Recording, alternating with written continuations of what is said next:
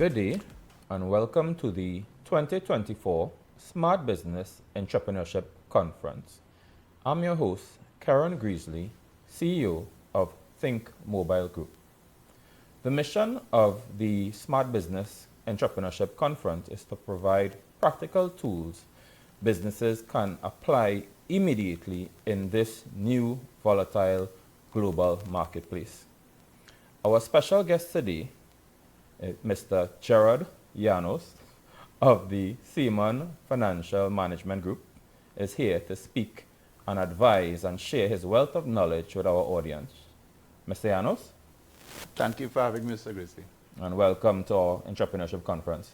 Yes, sir. All right, to kick things off, can you tell the audience a little bit about yourself, your history, what inspired you into the whole family financial management?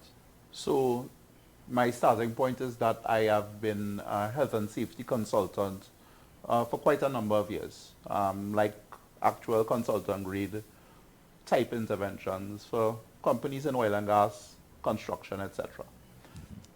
Bridging from there, All right, the natural evolution of that was becoming a business consultant.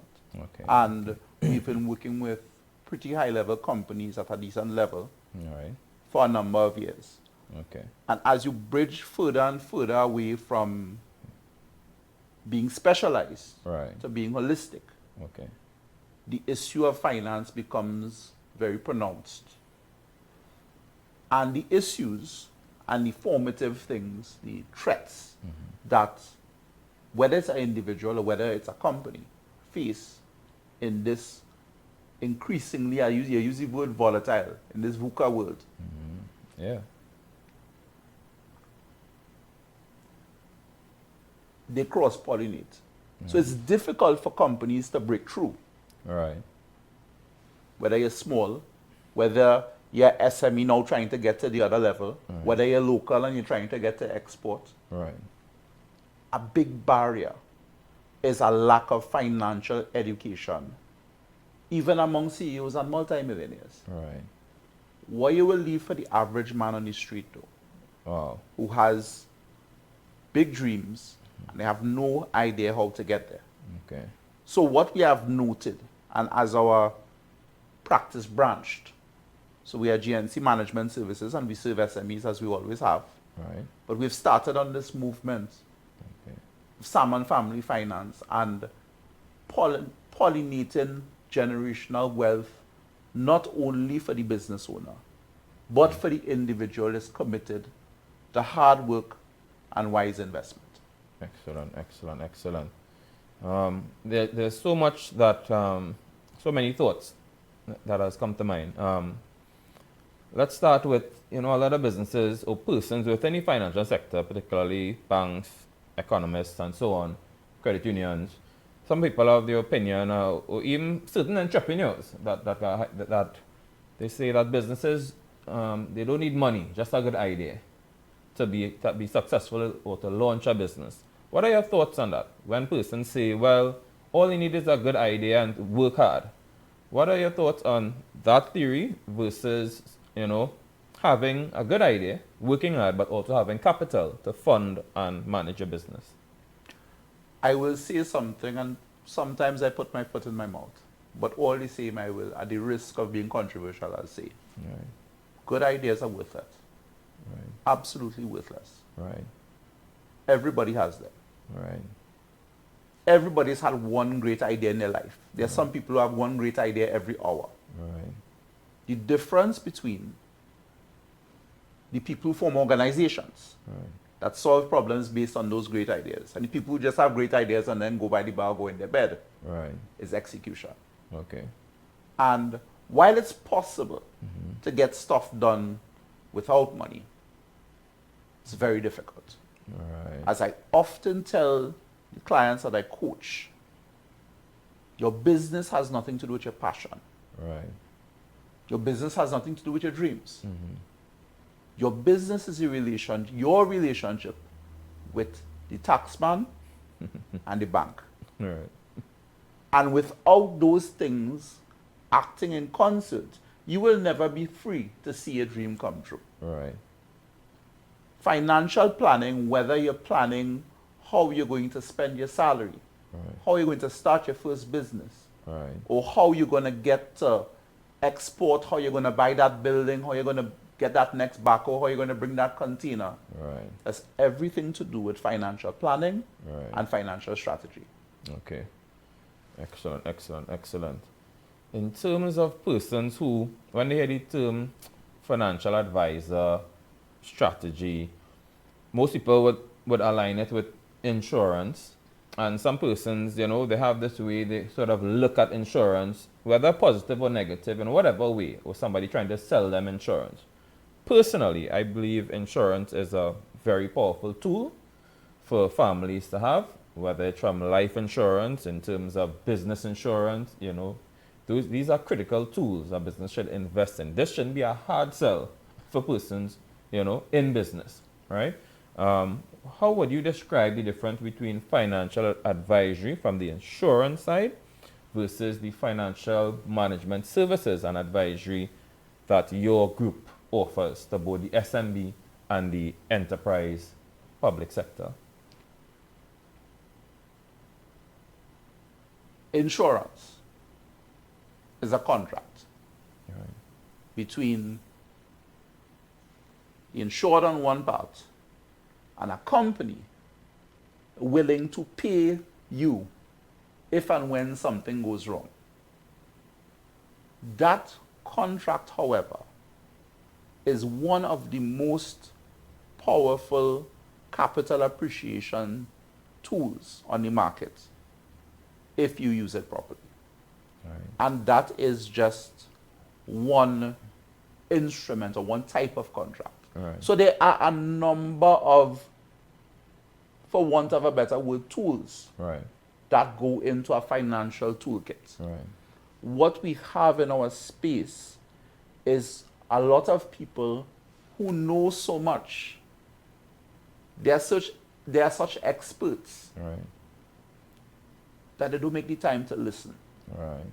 Now, I am the first to say that sometimes the insurance industry gets it wrong, Okay. because a lot of times people carry the license or the term financial advisor and they don't totally understand how to apply some of the tools Right. that go into a healthy financial portfolio, whether for a company or individual. All right. But I always say financial advisors save lives. And I will just give you a quick example. We have a good friend, I will not call his name on camera. 47 years old, business owner, employer, husband, great guy. Massive heart attack. All right. So sad to see him go because he's one of the best human beings I've ever encountered. Okay. For all of his success All right. in his business, his widow is not able to keep their home. Right. Wow. Now, fortunately, and this is not a palace. I mean, it's not a shack either. It's a $1.8 million home. Right. Fortunately, there was some life insurance in place. Right. So even though that is not what they wanted to use the life insurance for, Right. that life insurance payout paid 75% of the mortgage. The home. Wow. So she is now able to sell and have enough money left back Right. to find a smaller place and hopefully live a little while because she was a housewife. All right. Wow. So the gentleman who just comes to you and tells you, let me look at your budget, Right. let me look at your income. Right. And you know what? The playbook is the same. You could live too long, die too soon, become permanently disabled, or become Right. critically ill. Which one keeps you up at night? Right. And they just get you to feel emotionally about it and you start paying that premium. Right.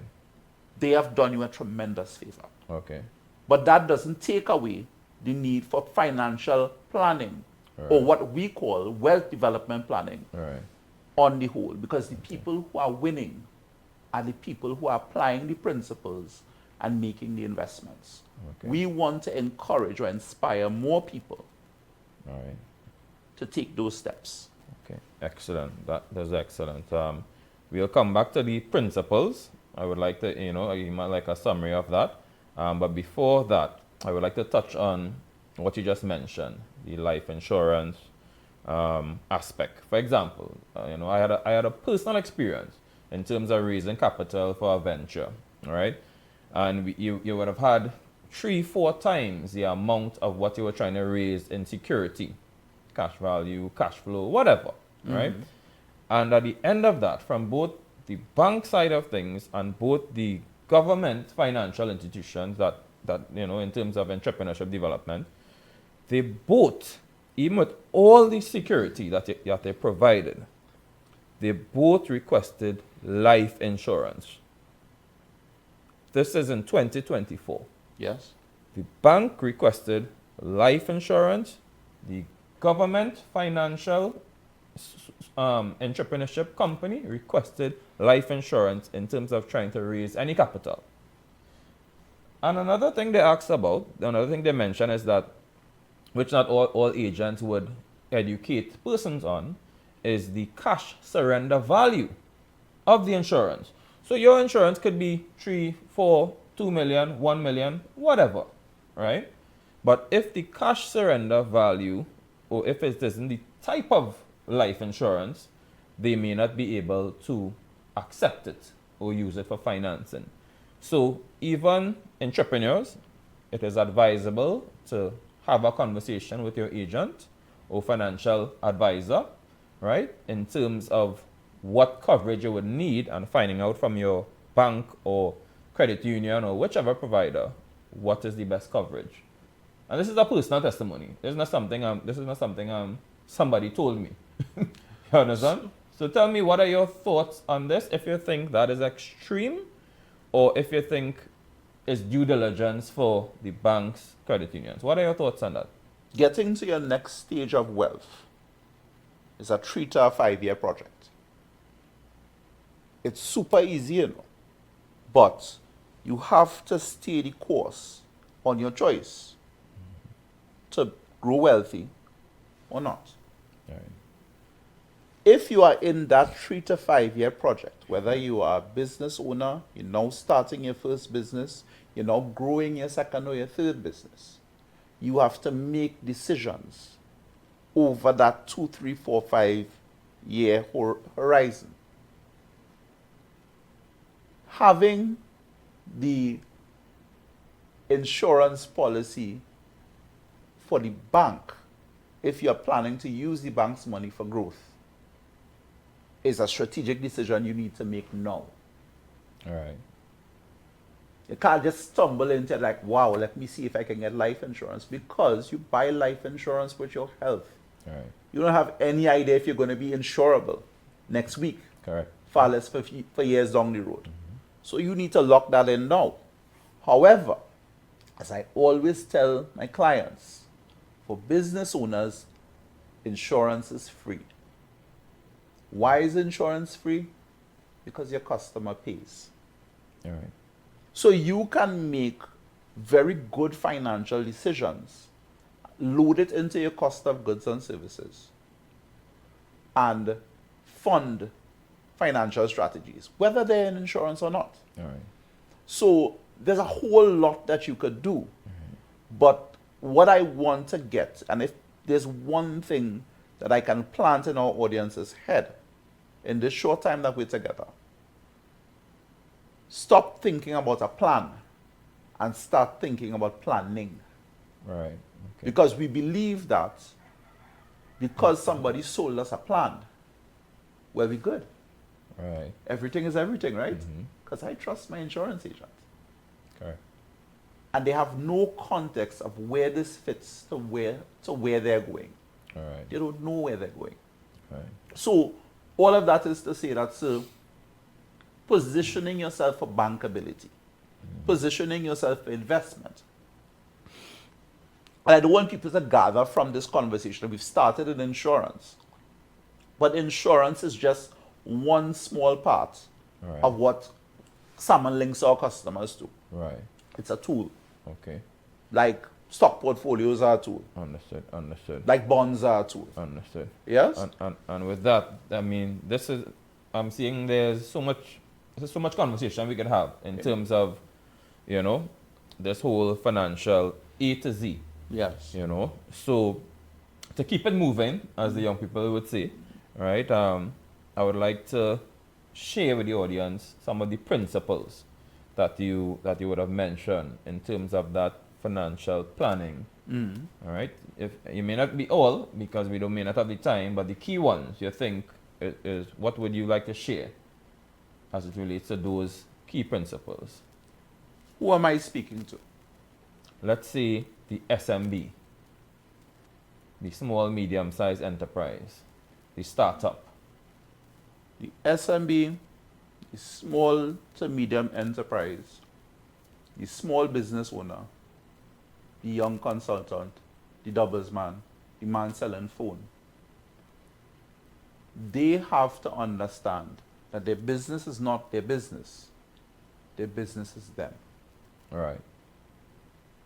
Somebody's not buying your product. They're buying you. Okay. The whole thing goes forward because you are there to lead it and drive it. Nobody could drive that business like you. Right. So the first thing is, the principal thing is your wisdom as a leader. And the number one thing that that SMB owner has to do is galvanize themselves in that purpose. I am the leader. I am the path All right. through which my family sees their dreams come true. Right. I am the path through which my staff sees their dream come true. Right. I have a responsibility to win. Excellent. Excellent. Salmon Family Finance, to start off the whole thing, our mission is to create 25,000 new millionaires in the Caribbean within this decade. Excellent. Excellent. And the purpose of that is not a millionaire for being a millionaire's sake. Okay. And That to interject, that may have gone over some of our audience head. So can you restate that mission in terms of that goal, just in case, you know? We will consider ourselves successful if in this decade we were instrumental in creating 25,000 new millionaires in the Caribbean. Excellent. Yeah? Excellent. Across the Caribbean, Excellent. starting in Trinidad and Tobago. Excellent. Excellent. And the reason for that is societies grow when people succeed.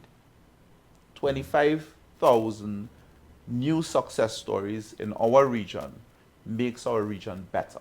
Excellent. Excellent. Yes? Excellent.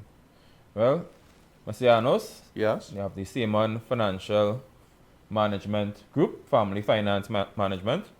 We'd like to thank you for sharing your wise nuggets and inspiration to our audience. I envision many other talks, possibly your own running podcast, in terms of sharing these insights on a weekly basis. You know, so I'm looking forward to more deep conversation with yourself and group.